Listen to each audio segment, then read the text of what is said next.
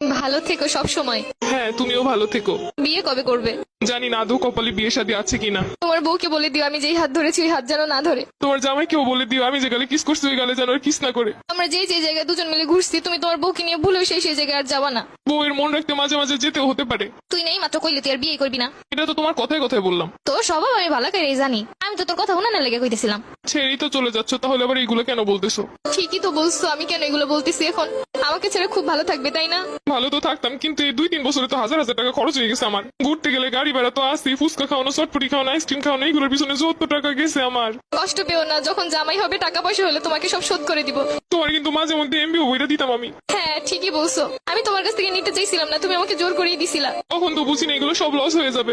আচ্ছা জামাই হলে ওটাও শোধ করে দিব, টেনশন করো না। ঠিক আছে, ওইগুলো শোধ করে দিলে আমার আর মনে কোনো কষ্ট নাই।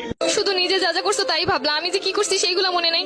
একদিন কচু শাক রান্না করে নিয়ে আসছিলাম, লাল শাক বোনা করছিলাম, তোমাকে ছেড়ে খাইতে পারতেছিলাম না তাই বক্স ভরে তোমাকে এনে দিছিলাম। আচ্ছা, আমার যখন বউ হবে আমিও তোমাকে লাল শাক আর কচু শাকের তরকারি রান্না করে বাটি ভরে দিয়ে আসবো। চেয়েছিলে এই শীতে রাজহাঁস রান্না করে খাওয়াতে আমাকে। ইচ্ছে তো ছিল কত কিছুই, কিন্তু হলো কই? সবই তো ঠিক ছিল, শুধুমাত্র একটা স্বপ্ন দেখে এভাবে চলে গেলে। আর আমার এই শীতে রাজহাঁস খাওয়া হলো না। শুধু কি স্বপ্নই? তুমি যে একটা মেয়ের দিকে তাকাইছিলে 2 মিনিটের জন্য, সম্পর্কে শুরুতেই বলছিলাম কোনো মেয়ের দিকে ভুলেও তাকাবা না। তুমি শুধু তাকানোটাই দেখলে, কিসের জন্য তাকাইছি সেটা তো একবারও জানতে চাইলে না। ওই মেয়েটার অন্য গাড়িতে পেঁচে যাচ্ছিল, আমি মেয়েটাকে বাঁচানোর জন্য ওকে ইশারা করে বুঝাচ্ছিলাম। আমি বেঁচে থাকতে অন্য কেউ মরে যাচ্ছে বলে তোমার এত কষ্ট হচ্ছিল?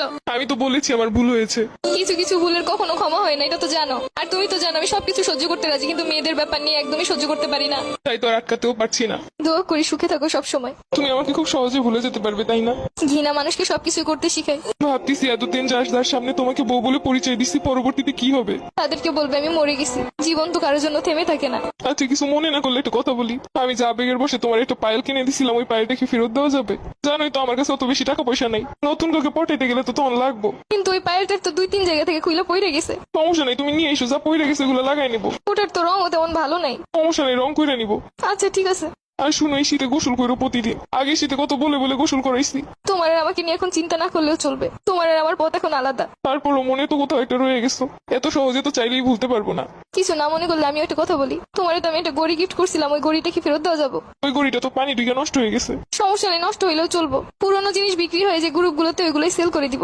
একটা ড্রেস পছন্দ হয়েছে, ভাবছিলাম তোমারে বলবো, সেটা তো আর হলো না। ওই গড়িটা বিক্রি করেই কিনবো। লাস্ট ওই একটাই স্মৃতি ছিল আমার কাছে, ওটাও নিয়ে যাবে। আমি নিজেই নেই, আমার স্মৃতি দিয়ে আর কি করবে?